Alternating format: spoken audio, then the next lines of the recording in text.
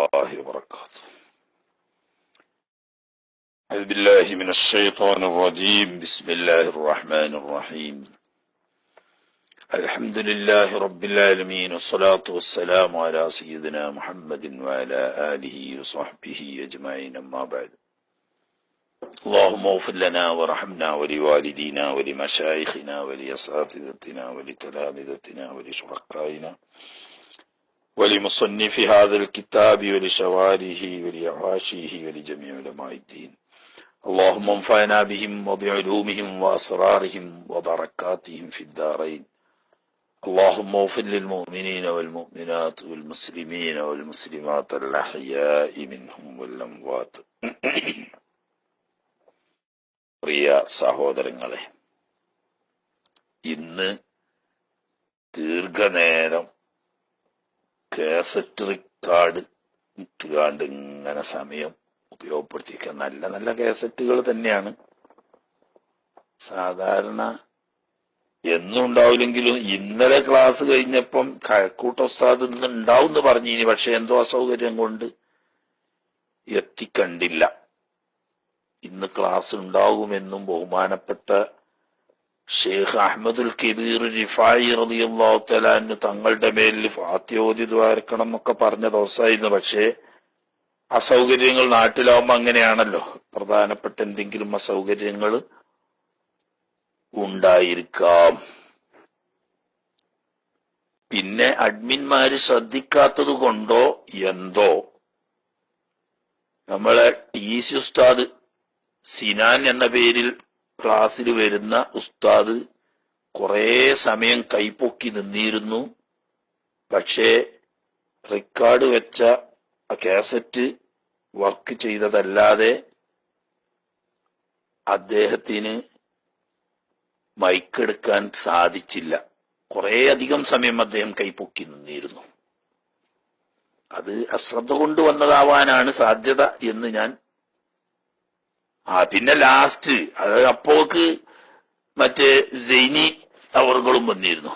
ഇത് നിസാർ സൈനി വന്ന സമയത്ത് അപ്പോഴും ഉണ്ട് നമ്മളെ സിനാൻ ഉസ്താദ്.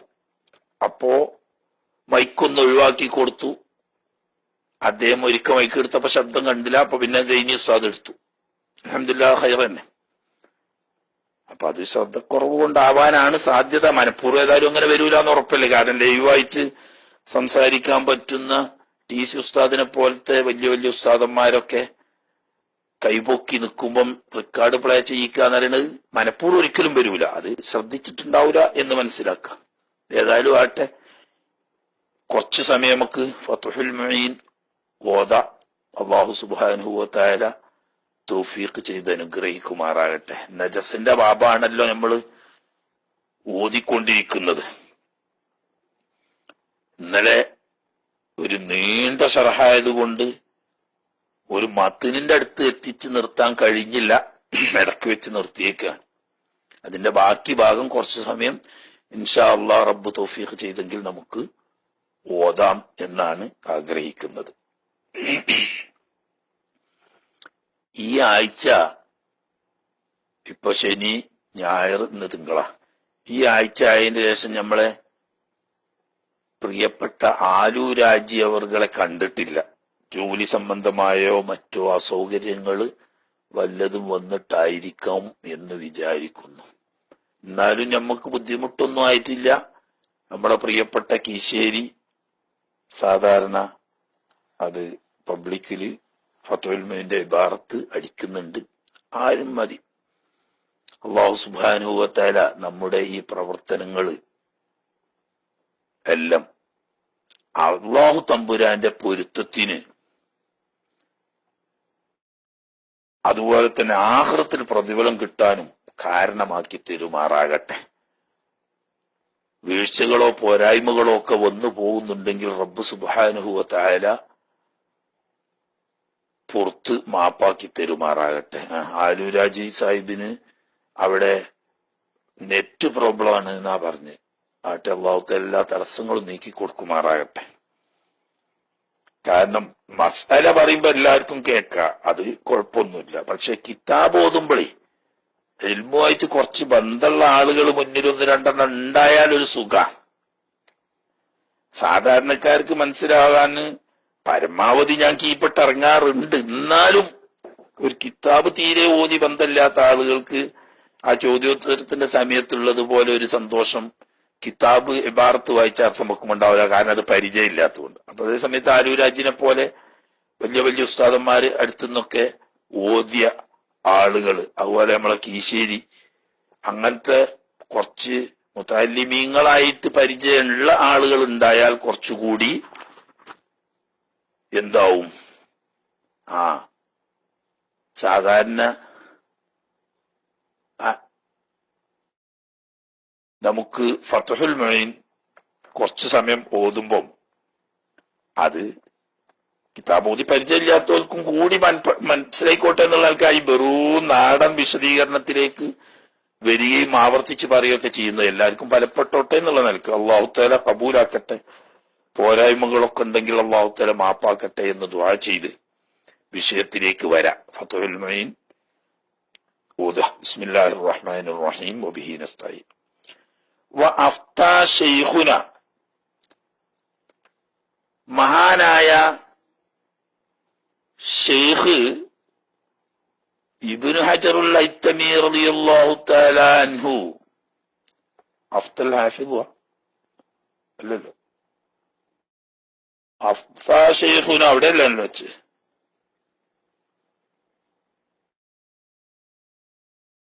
അവിടെ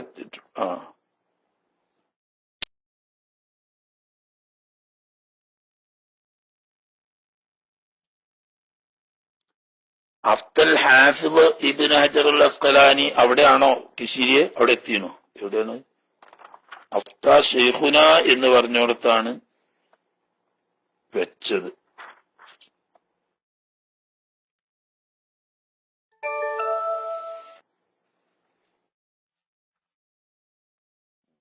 വെച്ച്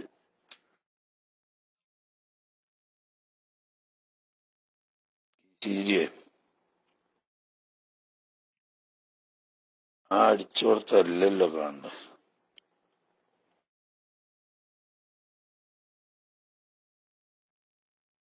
ഇപ്പൊ എന്റെ അഫ്താ ശൈഖുന അഫ്തൽ ഹാഫിദ് ഇബ്നു ഹജറുൽ അസ്ഖലാനി എന്ന ഭാഗം ഞാൻ കണ്ടിട്ട് തന്നില്ല എവിടെയുള്ളത് എന്നുള്ളത്.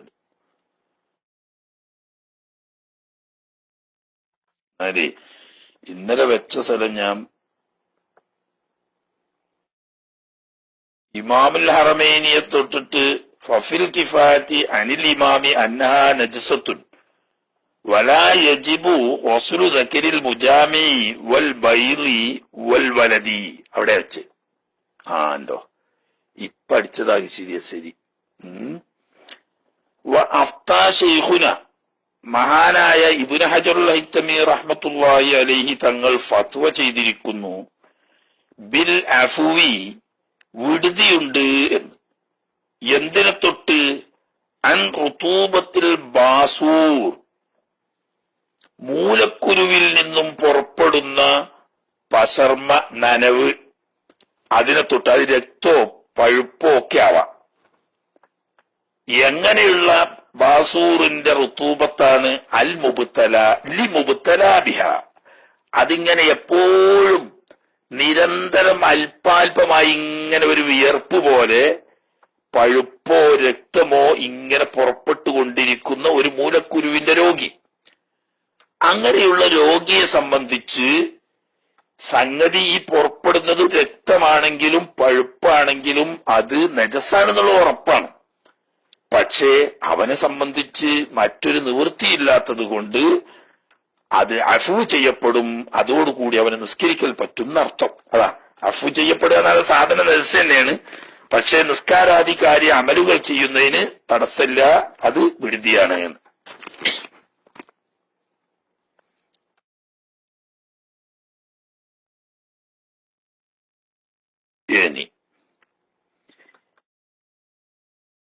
ഇനി മേപ്പെട്ടാ പോണത് വകദ ബൈളി ഗൈരി മൗകൂലിൻ, അതിന് നേരെ ചേർന്നിട്ടാ പറഞ്ഞതെങ്കിലും വിഷയം വേറെ. ഇപ്പൊ പറഞ്ഞത് എവിടെ? സാധനം മൂലക്കുരുവിൽ നിന്നും പുറപ്പെടുന്ന രക്തം, പഴുപ്പ് പോലെയുള്ള പശർമ് നിരന്തരം വന്നുകൊണ്ടിരിക്കുകയാണെങ്കിൽ അത് നജസാണെങ്കിലും അതോടുകൂടി നിസ്കരിക്കാം, അത് അഫ്വാണ് എന്നൊരു ഫത്വ. ഇനി മേപ്പെട്ടു പോവുകയാണ്. എന്താണ്? ബൽഅമു, പണ്ട് പറഞ്ഞ നമ്മള് കഫം അത് ത്വാഹിറാണ്, അവിടത്തേക്ക് അങ്ങോട്ട് അത്തുവാണ്. അതിപ്പോ എവിടെയാ പറഞ്ഞത്? അതോ അങ്ങനെ അത്തുഫ് നോക്കണ്ട്, കുറെ മേപ്പെട്ട എവിടോ ആണത് പറഞ്ഞത്.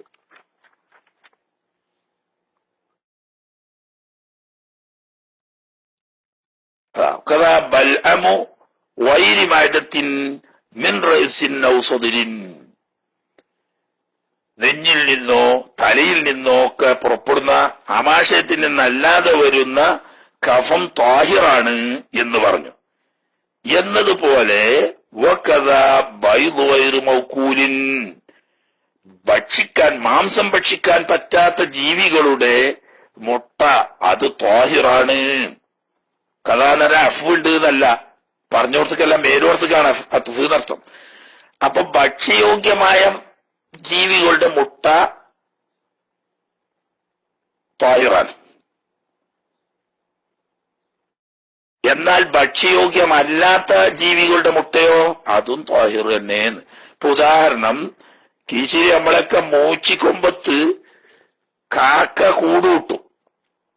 കാക്ക കൂടുകൂട്ടിയാല് കുറച്ചു ദിവസം കഴിഞ്ഞാൽ മുട്ട ഇട്ടിട്ടുണ്ടാവും. മുട്ട വിരിയുന്നതിന് മുമ്പ് നല്ല ധൈര്യവും കയ്യിലൊരു വടിയൊക്കെ ഉണ്ടെങ്കിൽ ആ മാവും കൊമ്പത്ത് കേറിയിട്ട് കാക്കമുട്ട എടുത്തു കൊണ്ടുവന്നാല് ഫ്രൈ ആക്കിയിട്ട് കഴിക്കാന്ന് അതാ പറഞ്ഞ്. കാക്കച്ചി എന്ന് പറയണം, അങ്ങനെയല്ലേ ബഹുമാനം. കാക്കാന്ന് പറഞ്ഞാല് ആൾക്കാർ ദേഷ്യം പിടിക്കും, മനസ്സിലായില്ലേ? അപ്പൊ കാക്കച്ചിന്റെ മുട്ട കാക്കനെ അർത്ഥം തിന്നാൻ പറ്റൂല, അത് ഭക്ഷ്യയോഗ്യമല്ലാത്ത ജീവിയാണ്. പക്ഷേ കാക്കമുട്ട മാവിൻ കൊമ്പത്ത് ഉണ്ടെങ്കിൽ എടുത്തുകൊണ്ടുവന്ന് കിട്ടിയാല് ഫ്രൈ ആക്കിയിട്ട് ഭക്ഷിക്കാതെ. പക്ഷേ കാക്ക തല വെച്ചക്കൂല, കൊത്തിപ്പൊളിക്കും. അവൾക്ക് ധൈര്യം ഉണ്ടെങ്കിൽ പോയാ മതി, പക്ഷെ കിട്ടിയ ഭക്ഷിക്കാന്ന്, മനസ്സിലായേ? പിന്നെ നാട്ടിൽ നടന്ന് കൊത്തും കാക്ക, ആ ധൈര്യം വേണം, എന്നാലേ നടക്കാൻ കഴിയുള്ളൂ. അത് പക്ഷെ നമ്മളെ ബസ്സിലപ്പോ അത് അയ്യ എടുത്താലും വണ്ടിയിൽ എടുത്തിട്ട് നിങ്ങൾ വേണ്ടില്ല. അങ്ങനത്തെ ഒരു കാക്കമുട്ട കിട്ടിയാൽ അത് ഫ്രൈ ആക്കിയിട്ട് കഴിക്കുന്നതിന് കുഴപ്പമില്ല, സംഗതി ത്വാഹിറാണ്. അതാ ത്വാഹിറാണെന്ന് ആദ്യം പറഞ്ഞിട്ട് പറയുന്നു യഹ്ലു അക്ലുഹു.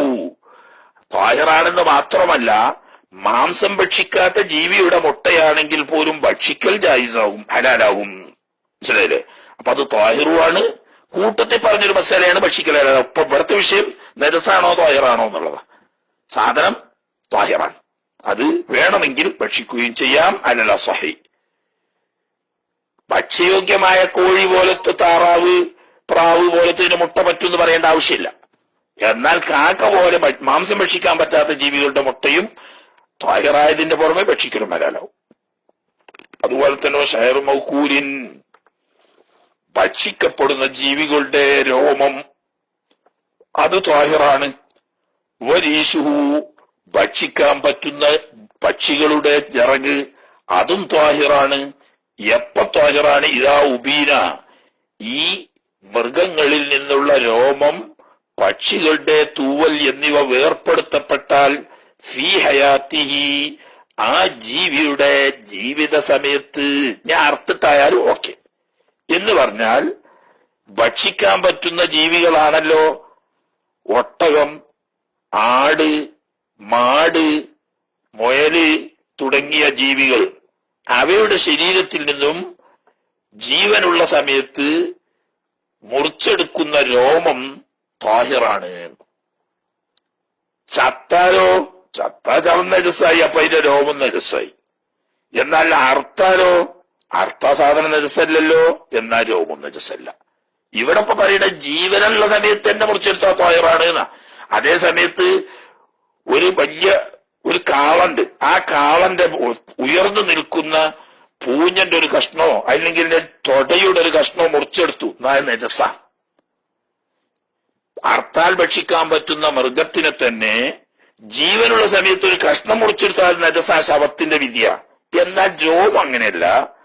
അർത്താൽ ഭക്ഷിക്കാൻ പറ്റുന്ന ജീവികളുടെ ദേഹത്തിൽ നിന്നും മുറിച്ചെടുക്കുകയോ പറിച്ചെടുക്കുകയോ ചെയ്യുന്ന രോമം ത്വാഹിറാണ്. അർത്താൽ ഏതായാലും ത്വാഹിറാണെന്ന് പറയേണ്ടതില്ല. എന്നാൽ ഇത്തരം ജീവികൾ ചത്താലോ? ചത്താ നജസ. അപ്പൊ രോമവും നജസ് തന്നെയാണ്. അതുപോലെ തന്നെ തൂവല്, കോഴിന്റെ തൂവല്, താറാവിന്റെ തൂവല്, പ്രാവിന്റെ തൂവല് പോലെയുള്ള ഭക്ഷ്യയോഗ്യമായ പക്ഷികളുടെ ശരീരത്തിൽ നിന്നും പറിച്ചെടുക്കുകയോ മുറിച്ചെടുക്കുകയോ ഒക്കെ ചെയ്യുന്ന തൂവൽ, അതും ത്വാഹിറാണ്. അത് അറുത്താൽ അതിൽ നിന്നിട്ട് പിന്നെ ഏതായാലും ത്വാഹിറാന്ന് പറയേണ്ട ആവശ്യമില്ല. എന്നാൽ ഈ കോഴിയോ അതുപോലെ താറാവോ പ്രാവോ പോലെയുള്ള ഭക്ഷ്യയോഗ്യമായ ജീവികൾ ചത്താലോ? ചത്താ നജസാണ്. ആ നജസായതുപോലെ തന്നെ അവയുടെ എന്തു നജസ് തന്നെയാണ്? തൂവലും നജസായി. കാരണം ചത്തല്ലോ. അപ്പൊ ജീവനുള്ളപ്പോഴോ അർത്ഥത്തിന് ശേഷമോ എടുത്ത രോമങ്ങളും തൂവലുകളും ത്വാഹിറാണ്. അപ്പൊ അങ്ങനെയല്ല. വലൂശക്ക ഒരാൾക്ക് സംശയം നേരിട്ടു. ഫീ ഷാരിൻ, ഒരു രോമത്തെക്കുറിച്ച്, ഒരു മുടിയെക്കുറിച്ച് സംശയം നേരിട്ടു. ഔനൈവി എന്ന് പറഞ്ഞാൽ അതായത് തൂവലിനെ പറ്റി പോലെയുള്ള ഒരു വസ്തുവിനെ പറ്റി, ഇനി വേണ്ട എല്ലുൾപ്പെടെയുള്ള വസ്തുവിനെ പറ്റി. എന്താണ്? അഹുവ മിൻ മൗകൂലിൻ, ഈ രോമം അതല്ലെങ്കിൽ ഈ തൂവല് ഭക്ഷിക്കാൻ പറ്റുന്ന ജീവിയുടേതിൽ ആണോ, അതല്ല വൈരിഹി ഭക്ഷിക്കാൻ പറ്റാത്തതാണോ? ഉദാഹരണം, ഒരു തൂവല് കിടക്കുന്നുണ്ട്. അപ്പൊ ഇതിനിടക്ക് കോഴി അറുത്തിട്ട് തൂവല് പറിച്ച് എവിടെ ഇട്ടണ്. അതല്ലെങ്കിൽ കോഴികൾ ഇങ്ങനെ നടക്കുന്ന ആ തമ്മിൽ കൊത്തുകൂടിയിട്ടും അല്ലാതെയൊക്കെ ജീവനുള്ള സമയത്ത് കൊഴിഞ്ഞു വീഴുന്ന കറുത്ത കോഴികളുണ്ട് അവിടെ. അപ്പൊ കൂട്ടത്തിൽ ഒരു കറുത്ത തൂവല് കിടക്കുന്നുണ്ട്. ഈ കറുത്ത തൂവല് കാക്കന്റെ തൂവലാണോ അതല്ല കോഴിയുടേതാണോ എന്നൊരു സംശയം. അതല്ല, ഇവന്റെ വീട്ടില് വളർത്തുന്ന കുറെ വളർത്തു മുയലുകളുണ്ട്. ഈ മുയല് വല്ലാതെ അടുത്തുക്കും. അപ്പൊ അങ്ങനെ ശരീരം തൊട്ട് തടങ്ങി. പൂച്ചയുണ്ട്. അങ്ങനെ കയ്യിലൊരു രോമം കണ്ട്. അപ്പൊ ഇതിന് സംശയം, ഇത് പൂച്ചന്റെ ദേഹത്തു നിന്ന് വന്ന രോമാണോ അതല്ല മുയലിന്റെ ശരീരത്തിൽ നിന്ന് വന്ന രോമാണോ? മുയലാണെങ്കിൽ ഭക്ഷ്യ യോഗ്യമായ ജീവിയാണ്. അതിന്റെ ദേഹത്തിൽ നിന്നിട്ട് ജീവനുള്ള സമയത്ത് പിരിഞ്ഞ തായറാണ്. പൂച്ച ഭക്ഷ്യയോഗ്യമല്ല. അതിന്റെ ശരീരത്തിൽ നിന്നിട്ട് വേർപ്പെട്ട രോമം നജസാണ്. അപ്പൊ ഇത് പൂച്ചന്റെ രോമാണോ അതല്ല മുയലിന്റെ രോമാണോ? അതിൽ നിന്ന് കാക്കന്റെ തൂവലാണോ കോഴിയുടെ തൂവലാണോ? ഇങ്ങനെ സംശയിച്ചാൽ, അതും അല്ലെങ്കിൽ ഔ ഹരിം ഫസല മിൻ ഹയ്യിൻ ഔ മയ്യിത്തിൻ, ഒരു തൂവല് കണ്ടു. അപ്പോ ഇതിന്റെ ഇടക്ക് സൂക്കേട് വന്നിട്ട് 2-4 കോഴി ചത്തുപോയിന്. അതോടുകൂടി ജീവനുള്ളതും അർത്ഥതുമായ കോഴിന്റെ തൂവല് ഉണ്ടാകാനും സാധ്യതയുണ്ട്. അപ്പൊ തൂവല് കോഴിന്റെതാന്ന് ഉറപ്പ്, പക്ഷെ ചത്തതിൻ്റെതാണോ അതല്ല ജീവനുള്ളതിന്റെ ആണോ? ഇങ്ങനെ സംശയം. ഇങ്ങനെ സംശയമാണെങ്കിൽ ഫൗവ ത്വാഹിറുൻ, അത് ത്വാഹിറാണെന്നാണ് ഹുക്കുമ്. അതായത് പൂച്ചന്റെ രോമാണെങ്കിൽ നജസാണ്, മുയലിന്റേതാണെങ്കിൽ ത്വാഹിറാണ്. രണ്ടും ആകാൻ സാധ്യതയുണ്ട്. സംശയമാണെങ്കിൽ നജസാണെന്ന് വിധിക്കേണ്ടതില്ല, ത്വാഹിറാണെന്ന് വെച്ചാൽ മതി. അതുപോലെ തന്നെ ചത്ത കോയിന്റതും ആവാം ജീവനുള്ള കോയിന്റതും ആവാം എന്ന സാധ്യതയുള്ളടത്ത് നജസല്ല അതിന്റെ അല്ലാന്ന് വെച്ചാൽ മതി. ഇങ്ങനെ വഖിയാസു, ഇപ്പൊ രോമം അതുപോലെ തന്നെ തൂവലി എന്നതാണല്ലോ പറഞ്ഞ്. ഇതിന്റെ ഖിയാസ് നോക്കുമ്പം അന്നൽ ഔമകദാലിക, ഒരു എല്ലിനെ പറ്റി ഒരാൾക്ക് സംശയമായി. എന്താണ്? അർത്ഥ ജീവിയുടെ എല്ലാണോ അതല്ല ചത്ത ജീവിയുടെ എല്ലാണോ എന്നൊരു സംശയം. ഉദാഹരണം, ഒരു ആട്ടിന്റെ അല്ലെങ്കിൽ ഒരു കോഴിന്റെ എല്ലും കഷ്ണം കിട്ടി. ഈ കഷ്ണം മാംസമായിട്ട് നമ്മൾ ഭക്ഷിച്ചിട്ട് എല്ല് പുറത്ത് കളയാറുണ്ട്. അതും ആവാം. അതല്ലെങ്കിൽ ഇതിന്റെ ഇടയ്ക്ക് 1-2 കോഴി ചത്തിയിരുന്നു, അതിന്റെ എല്ലും ആവാം.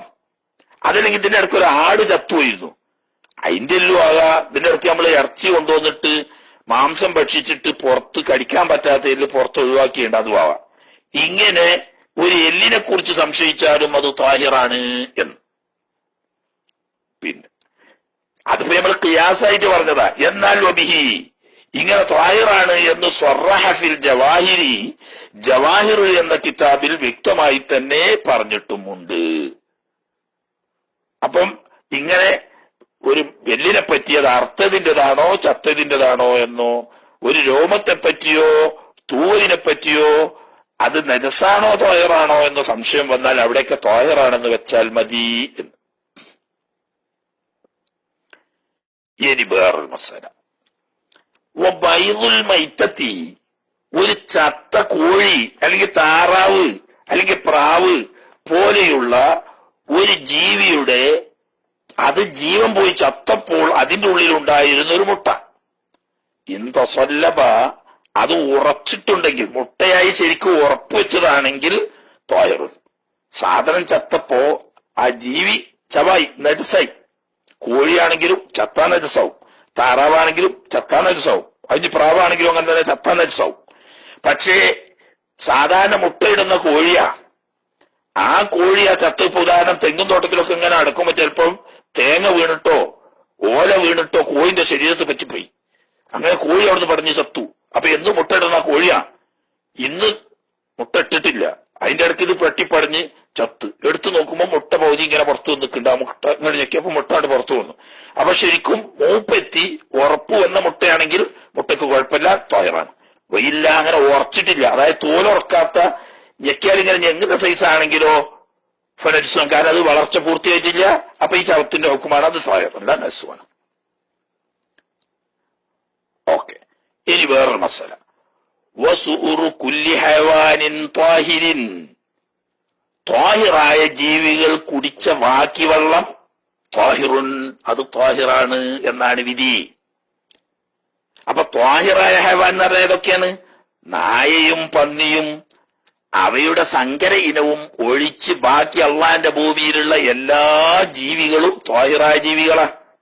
പൂച്ചയാണെങ്കിലും അതുപോലെ തന്നെ ആടാണെങ്കിലും മുയലാണെങ്കിലും അതല്ലാത്ത വല്ല കുറുക്കനോ ആണെങ്കിലും ഒക്കെ പെട്ട്.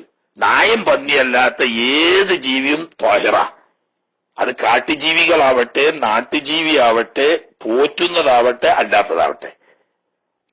ഇങ്ങനെയുള്ള ജീവികൾ ഒരു പാത്രത്തിൽ നിന്ന് വെള്ളം കുടിച്ചു, 2 കൊല്ലത്തിൽ താഴെയുള്ള പാത്രത്തിൽ നിന്ന്.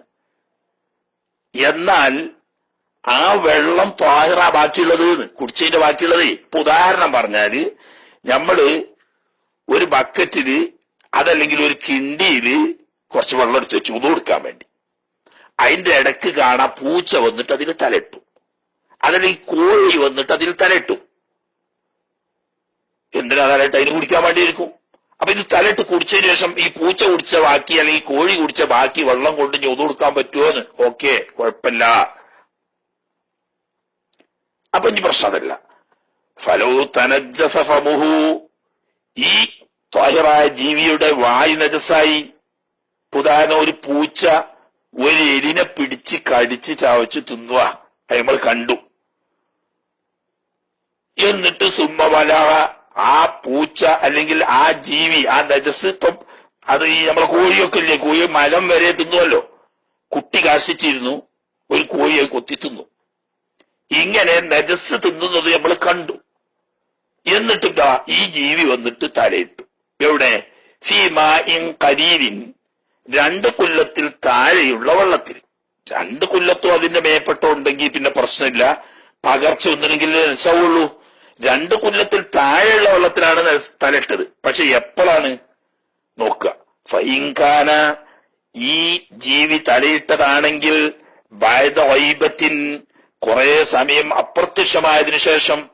എങ്ങനെയുള്ള അപ്രത്യക്ഷമാകലാണ്?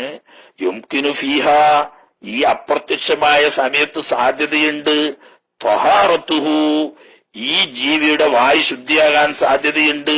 എങ്ങനെ? ബിഉലൂഇഹി, ആ ജീവി തലയിട്ടുകൊണ്ട് ഫീ മാഇൻ കസീരിൻ. എങ്ങനെ കിശിരി അടിച്ച്? ഫീ മാഇൻ കസീരിൻ. 2 കൊല്ലത്തിൽ താഴെയുള്ള അല്ലെ കൂടുതലുള്ള വെള്ളം അപ്പുറത്തോടോ, ആ വെള്ളത്തിൽ തലയിട്ടിട്ട് ഈ പൂച്ചയുടെ അല്ലെങ്കിൽ കോഴിയുടെ അല്ലെങ്കിൽ ഇതുപോലെയുള്ള ഈ ജീവിയുടെ വായു വൃത്തിയാകാൻ സാധ്യതയുണ്ട്. അത്രയും സമയം കഴിഞ്ഞതിന് ശേഷം എവിടെക്കോ പോയിട്ട് രണ്ടാമത് തിരിച്ചു വന്നിട്ടാണ് ഈ പൂച്ച വെള്ളത്തിൽ തലയിട്ടത്. അതല്ലെങ്കിൽ നമുക്ക് ജാരിൻ, ഒലിക്കുന്ന വെള്ളമുണ്ട്, ആ ഒലിക്കുന്ന വെള്ളത്തിൽ തലയിട്ട് പായ് ശുദ്ധിയാകാൻ സാധ്യതയുണ്ട്. അതിന്റെ ശേഷമാണ് ഈ പാത്രത്തിൽ തലയിട്ടതെങ്കിൽ ലം യുനജ്ജിസുഹു, ആ വെള്ളത്തെ ഇത് നജസാക്കുകയില്ല. ഏത്? ഈ തലയിടത്. അപ്പൊ ഒരു കോഴിയോ ഒരു പൂച്ചയോ അതുപോലത്തെ ഒരു ജീവി ഒരു നജസ് ഭക്ഷിക്കുന്നത് നമ്മൾ കണ്ടു, എന്നിട്ട് അത് എവിടെയോ പോയി. അപ്പൊ കുറച്ചപ്പുറത്ത് പോയാൽ കുളമുണ്ട്, തോടുണ്ട്, അതുപോലെ തന്നെ വെള്ളങ്ങളൊക്കെ ഉള്ള സ്ഥലമുണ്ട്. അങ്ങനെ പൂച്ച കുറെ നേരം കഴിഞ്ഞിട്ട് അല്ലെങ്കിൽ കോഴി കുറെ സമയം കഴിഞ്ഞിട്ട് തിരിച്ചു വന്നു. തിരിച്ചു വന്ന് അതിന്റെ ഒതു കൊടുക്കാൻ വേണ്ടിയിട്ട് ഒരു ബക്കറ്റിൽ അല്ലെങ്കിൽ കുളിക്കാൻ വേണ്ടിയിട്ട് ഒരു ബക്കറ്റിലോ ഒരു കിണ്ടിയിലോ വെള്ളം എടുത്ത് വെച്ചിന്. അതിൽ ഈ പൂച്ചയോ കോഴിയോ തലട്ട്. എന്നാൽ ഇപ്പൊ കുഴപ്പമൊന്നുമില്ല. കാരണം എന്താ, ഈ പോയ സമയം കുറെ സമയമാണ്. അതിന്റെ ഇടയ്ക്ക് അടുത്തൊക്കെ കുളവും തോടും മറ്റും സൗകര്യമൊക്കെ ഉണ്ട് വെള്ളത്തിന്റെ. അങ്ങനെ ഈ വെള്ളത്തിൽ തലയിട്ടിരിക്കാൻ സാധ്യതയുണ്ട്. അങ്ങനെ അധികരിച്ച വെള്ളം ആകുമ്പോൾ തലയിട്ടാൽ ശുദ്ധിയാവുമല്ലോ. ഇപ്പൊ ഇവിടെ വന്ന് തലയിട്ടു. അപ്പൊ നമ്മൾ രണ്ട് കാര്യം കണ്ടിന്.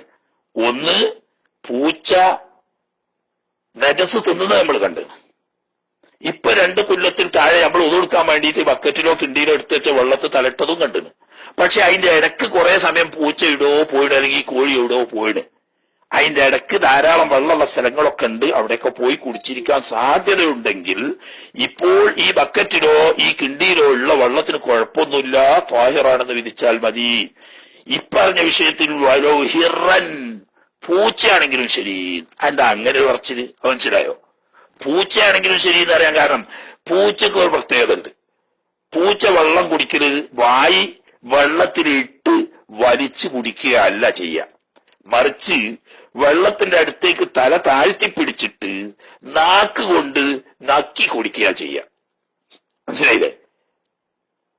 അതേ സമയത്ത് ആടും മൂരിയും പോലത്തെ ഒക്കെ ആണെങ്കിൽ വെള്ളത്തിൽ തലയാട് താത്തിയിട്ട് അതിനിങ്ങോട്ട് വലിച്ചു കുടിക്കുക ചെയ്യുക. അപ്പം നമ്മുടെ മോട്ടറൊക്കെ വെള്ളം വലിക്കുമ്പോൾ ഇങ്ങോട്ട് വലിച്ചു കുടിക്കുമ്പോൾ ശരിക്കും ശുദ്ധിയാവും. പൂച്ച അങ്ങനെയല്ല. അവർ വർക്കത്തിന് വേണ്ടിയിട്ട് നാവോട് ഇങ്ങനെ തോണ്ടല. മനസ്സിലായില്ലേ? നാവോട് ഇങ്ങനെ കുറേശ്ശെ തോണ്ടിയാ കുടിക്കുക. എന്നാലും മതി. മനസ്സിലായില്ലേ? 2 കൊല്ലത്തിൽ കൂടുതലുള്ള അല്ലെങ്കിൽ 2 കൊല്ലത്ത് തികയുന്ന വെള്ളത്തിൽ തലയിടാൻ സാധ്യതയുണ്ടല്ലോ. അങ്ങനെ തലയിട്ട് അത് പൂച്ചയാണെങ്കിൽ പോലും അതിന്റെ വായു വൃത്തിയായിട്ടുണ്ടായിരിക്കാം. അപ്പോൾ ഇപ്പോൾ നജസാണെന്ന് ഉറപ്പില്ലാന്ന്, ത്വാഹിറാണെന്ന് ഉറപ്പില്ല. കാരണം ഇത് സാധ്യതയുള്ള സമയത്തേ പോയിട്ടുള്ളൂ. എന്നാൽ അത് കുടിച്ചതൊന്നും നമ്മൾ കണ്ടിട്ടില്ല. അപ്പൊ നമുക്ക് ത്വാഹിറായിരിക്കാൻ സാധ്യതയുണ്ട്, നജസാവാനും സാധ്യതയുണ്ട്.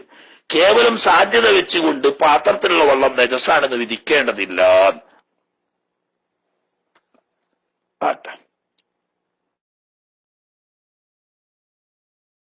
ഇല്ല, ഇനി അങ്ങനെ ഈ ജീവി ഒന്നിരിക്കൽ നമ്മളെ ദൃഷ്ടിയിൽ നിന്നിട്ട് മറഞ്ഞിട്ടേ ഇല്ല. അല്ലെങ്കിൽ മറിഞ്ഞെങ്കിലും വളരെ കുറഞ്ഞ സമയമായിട്ടുള്ളൂ, അല്ലെങ്കിൽ സമയമായിരുന്നെങ്കിലും അതിന്റെ പരിസരത്തൊന്നും ഇങ്ങനെ അധികരിച്ച വെള്ളത്തിൽ ഈ ജീവിക്ക് തലയിടാൻ പറ്റുന്ന വെള്ളം പരിസരത്തൊന്നും ഇല്ല. എന്നാൽ നജ്ജസഹു, കണ്ടോ, ഈ വായിട്ട ഈ ജീവി ആ വെള്ളത്തെ നജസാക്കും. കാരണം എന്താ, അവിടെ നമ്മൾ വെള്ളം നജസ് തിന്നത് നമ്മൾ കണ്ട് ഇതിന്റെ വായു നജസാണെന്ന് നമുക്ക് ഉറപ്പുണ്ട്. പിന്നെ ശുദ്ധിയാകാൻ ഒരു സാധ്യത കാണുന്നില്ല. ഒരുപക്ഷെ തീരെ പുറത്തോടെയും പോയിട്ടില്ല, അല്ലെങ്കിൽ പോയ സമയത്തിനുള്ളിൽ സമീപത്തൊന്നും അധികരിച്ച വെള്ളമില്ലാത്തത് കൊണ്ട് വായു ശുദ്ധിയാകാൻ സാധ്യതയില്ല. ഈ സാഹചര്യത്തിൽ തലയിട്ടാൽ ഈ ചെറിയ പാത്രത്തിലുള്ള ബക്കറ്റിലോ അതുപോലെ തന്നെ കിണ്ടിയോ ഒക്കെ പോലെയുള്ള 2 കൊല്ലത്തിൽ താഴെയുള്ള വെള്ളത്തിൽ ഇത് തലയിട്ടാൽ അതുകൊണ്ട് നശാവുകയും ചെയ്യും. ഓക്കെ. കാല ശൈഖുന, മഹാനായ ശൈഖുന ഇബ്നു ഹജറുൽ ഹൈതമി റഹ്മത്തുള്ളാഹി അലൈഹി തങ്ങൾ പറയുകയാണ്, കസുയൂത്തി, ഇമാം സുയൂത്തി റഹ്മത്തുള്ളാഹി അലൈഹി തങ്ങളെ പോലെ തന്നെ എന്ന് പറഞ്ഞാൽ മഹാനായ ഇമാം സുയൂത്തി തങ്ങളും പറഞ്ഞിട്ടുണ്ട്. എങ്ങനെ പറഞ്ഞു?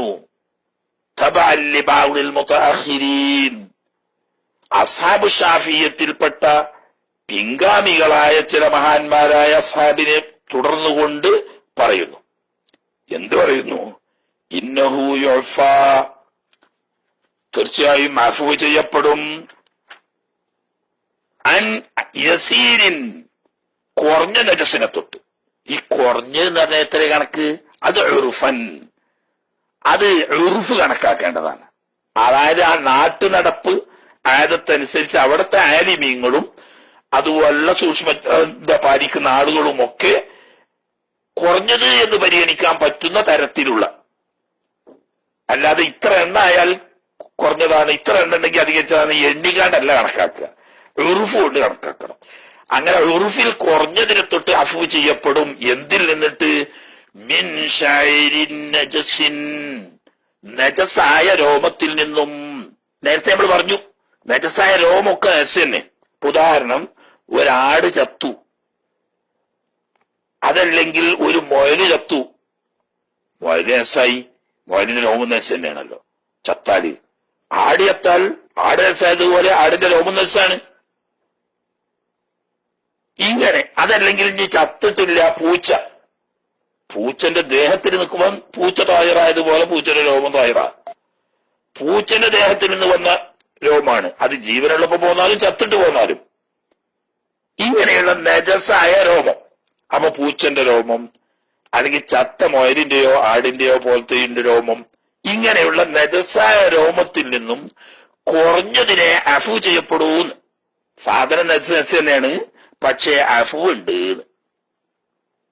പക്ഷേ നജസായ രോമം എന്ന് പറയുമ്പോ ഏത് രോമം? മുഅല്ലമായ നജസ് എന്ന് പറഞ്ഞ നായാ, പന്നി, അവയുടെ സങ്കര ഇനം. ഇതല്ലാത്ത മറ്റ് നജസായ രോമങ്ങളിൽ നിന്ന് കുറഞ്ഞതിനെ തൊട്ട് അഫുണ്ട്. ഒരു രോമം അല്ലെങ്കിൽ രണ്ട് രോമം, ഒരു ഉദാഹരണം, ഒരാളുടെ ശരീരത്തിൽ പറ്റിപ്പിടിച്ചു ശ്രദ്ധയിൽപ്പെട്ടില്ല, പൂച്ചന്റെ രോമം. പൂച്ച മനുഷ്യനുമായിട്ട് വല്ലാതെ ഇണങ്ങി ജീവിക്കുന്ന ഒരു ജീവിയാണല്ലോ. അങ്ങനെ എപ്പോഴോ തൊട്ടപ്പോഴോ പിടിച്ചപ്പോഴോ അല്ലെങ്കിൽ നമ്മൾ ഇരുന്നോടത്തുണ്ട്, ഇനി അവിടുന്നോ എവിടുന്നോ നമ്മുടെ വസ്ത്രത്തിനോ ദേഹത്തിനോ അറിയാതെ ഒന്നോ രണ്ടോ രോമം പോലെയുള്ള വളരെ കുറഞ്ഞത് പറ്റിപ്പിടിച്ചു, സാധാരണ നജസ് തന്നെയാണ്. എന്നാൽ അതോടുകൂടി നിസ്കരിച്ചാൽ സഹിയാവും. കാരണം അത് അഫ്വാണ് എന്നാണ് ഇപ്പൊ ആര് പറഞ്ഞത്? മുതാഹിരീങ്ങളായ ചില ഇമാമിയങ്ങൾ പറഞ്ഞതിനെ തുടർന്ന് ശൈഖുനാ ഇബ്നു ഹജർ ഹൈതമി തങ്ങളും ബഹുമാനപ്പെട്ട ഇമാം സുയൂത്തി തങ്ങളും ഒക്കെ പറഞ്ഞത്. അതുപോലെ തന്നെ വമിൻ ദുഹാനി നജാസത്തിൻ, നജസിന്റെ പുകയിൽ നിന്നും കുറഞ്ഞതിനെ തൊട്ട് അഫ്വ് ചെയ്യപ്പെടും.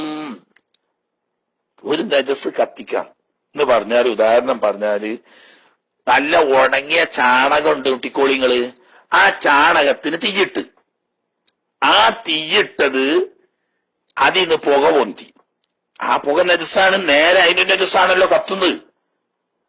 ആ പുക കുറച്ചൊക്കെ ആണെങ്കിൽ അഫ്വുണ്ട്. ഉദാഹരണം പറഞ്ഞാല്, ഈ തന്തൂരി അടുപ്പ് ഉണ്ടല്ലോ, ഇവിടത്തെയൊക്കെ മറ്റേ പാകിസ്ഥാനി റൊട്ടി ഉണ്ടാക്കണ, അതുപോലെ തമ്മീസ് റൊട്ടിയൊക്കെ ഉണ്ടാക്കുന്ന അടുപ്പ്, തെന്നൂറ് എന്നാണ് അതിന് പറയാം. ഈ തെന്നൂറിൽ തീ കെടാതിരിക്കാൻ വേണ്ടിയിട്ട് സാധാരണ ബയോഗ്യാസ് ഒക്കെ വരുന്നത്, ആൾക്ക് പിന്നെ പറയാം. ആ ഗ്യാസും പുകയും രണ്ടും രണ്ടാക്കി ശരിയാ, അത് വേറെ പറഞ്ഞുതരാം. ഇപ്പൊ പറയുന്നത് പുകയാണ്. അതെന്നെ പ്രശ്നമാണ്. നമ്മളവിടെ കേരളത്തിൽ അങ്ങനെ തോന്നില്ല, അറിഞ്ഞിട്ടില്ല. കേരളത്തിൽ നിന്നാണ് പുറത്തു പോയാൽ ഈ ആൾക്കാരുടെ പെണ്ണുങ്ങളൊക്കെ, ഈ ജോലിയില്ലാത്ത പെണ്ണുങ്ങളൊക്കെ പ്രധാന പണി എന്റെ റോട്ടിലൊക്കെ നടന്നിട്ട് ഈ പശുക്കളുടെയും മൂരികളുടെയും ഒക്കെ ചാണകം ശേഖരിച്ച്, അതുപോലെ തന്നെ കഴുതന്റെ കുതിരന്റെ ഒക്കെ ചാണകം ശേഖരിച്ച് അത് പരത്തി പലക പോലെ ആക്കിയിട്ട് വെയിലത്ത് ചെന്നായിട്ട് ഉണക്കും. എന്നിട്ട് ഈ ഉണക്കിയ ഈ ചാണകം എന്തിലിടും? ഈ റൊട്ടി അടുപ്പിന്റെ അടിയിലിടും. എന്തിനാന്ന് വെച്ചാല്, ആദ്യം അടുപ്പൊന്ന് ചൂടായി കഴിഞ്ഞാൽ ഈ ചാണകത്തിന് തീ കൊടുത്താൽ പിന്നെ കെടൂല. അപ്പൊ ആ ചൂട് ഇങ്ങനെ നിൽക്കും. അപ്പൊ ചാണകം കത്തുമ്പം അതിൽ നിന്നിട്ട് വരുന്ന പുക ഉണ്ടല്ലോ, അത് നജസാണ്. അപ്പൊ ഈ റൊട്ടിയൊക്കെ ഹലാലാവോ? അതിന് പറഞ്ഞ് കുറഞ്ഞതൊക്കെ അഫുണ്ട് അപ്പൊ പറഞ്ഞ്. ആ ദുഹാൻ എന്ന് പറയുമ്പോ പ്രത്യേകം നമ്മൾ മനസ്സിലാക്കുക, കത്തിച്ചിട്ട് ആ കത്തിയതിൽ നിന്നിട്ട് വരുന്ന, കാരണം എന്താ? പുക തടിയുള്ള വസ്തുവാണ്. പുക വലിക്കാൻ പാടില്ല നോമ്പുകാർ എന്ന് പറയാൻ കാരണം അതിന് തടിയുള്ളത് കൊണ്ടാണല്ലോ. അപ്പൊ ഈ നജസിൽ നിന്നിട്ട് വരുന്ന പുക നജസിന്റെ തടി തന്നെയാണ്.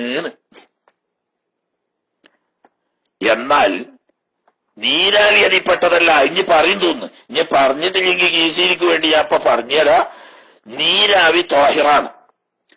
അതെ, ഇപ്പോഴല്ലേ കീശീരി ഇത് വന്നത്, ഏത് കക്കൂസും കാര്യമൊക്കെ. മറ്റൊക്കെ നമ്മളവിടെ എവിടെയെങ്കിലും പറമ്പ് പോയിട്ട് കുത്തിരുന്നിട്ടല്ലേ പരിപാടി ഒപ്പിച്ചിനെ രാവിലെ. അങ്ങനെ വരുമ്പോ എവിടെയെങ്കിലും പറങ്കുച്ചിന്റെ മറവിലോ പാറന്റെ ബേക്കിലൊക്കെ പോയി കുത്തിരുന്ന് കണ്ട് മറക്കിയിരിക്കുമ്പം രാവിലെ അങ്ങോട്ട് മറക്കിയിരുന്നാല് എന്താവും? അടിയിന്നുണ്ടാവും ഒരു നീരാവി പുക ഇങ്ങനെ വരുന്നു. ആ പുക നമ്മളെ ഉടുത്ത തുണിക്കും വരും, ദേഹത്തേക്കും വരും. എന്നാ പിന്നെ ആകഞ്ഞ് കുളിക്കേണ്ടി വരൂലേ? അത് വേണ്ട. നീരാവി ത്വാഹിറാണ്. അത് മനുഷ്യൻ കാഴ്ചിച്ച മലത്തിൽ നിന്ന് വരുന്ന ഇതാണെങ്കിലും വേണ്ടില്ല, നാക്കാരി മൃഗങ്ങളുടെ മലത്തിൽ നിന്ന് വരുന്ന നീരാവിയാണെങ്കിലും വേണ്ടില്ല, അത് ത്വാഹിറാണ്. മുത്തനജ്ജിസ് കൂടിയല്ല. മൂത്രിച്ചാലും വരും ആ പുക. ആ പുക അതിന് പറയാം നീരാവിന്ന.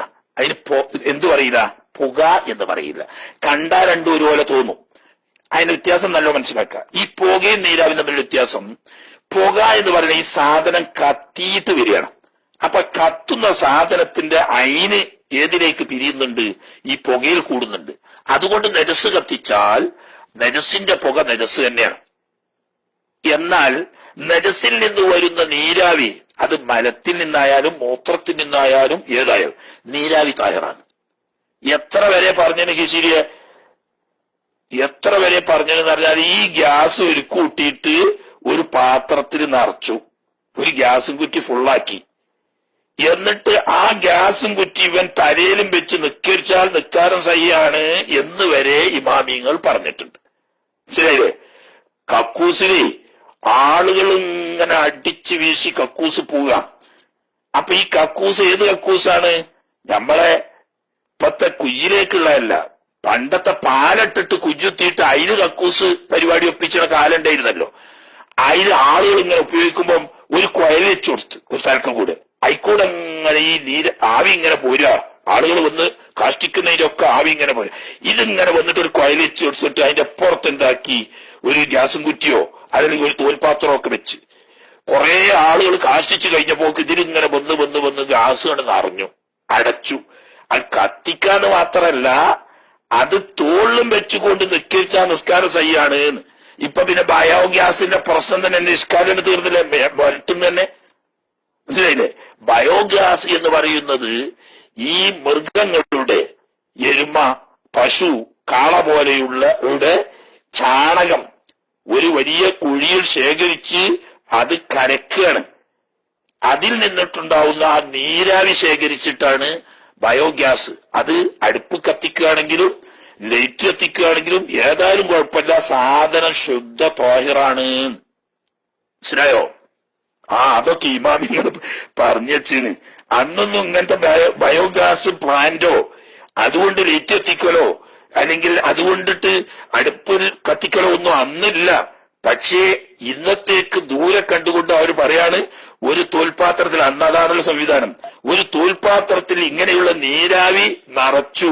ആ നിറച്ച നീരാവിയുള്ള തോൽപാത്രം ഇവൻ തരിയിൽ വെച്ചുകൊണ്ട് നിസ്കരിച്ചാൽ നിസ്കാരം സഹിയാവും, ത്വാഹിറാണ് എന്ന് പറഞ്ഞിട്ടുണ്ട്. അപ്പൊ പിന്നെ ബയോഗ്യാസ് സംബന്ധമായ എല്ലാ ഇഷ്കാലും വരട്ടും തന്നെ പോയല്ലോ. ബയോഗ്യാസ് ത്വാഹിറാണ്, അത് ഉപയോഗിക്കാം. ഭക്ഷണം പാകം ചെയ്യുന്നതിന് ഉപയോഗിക്കാം, ലൈറ്റ് കത്തിക്കാൻ ഉപയോഗിക്കാം, ഒന്നിനും കുഴപ്പമില്ല. മനസ്സിലായില്ലേ?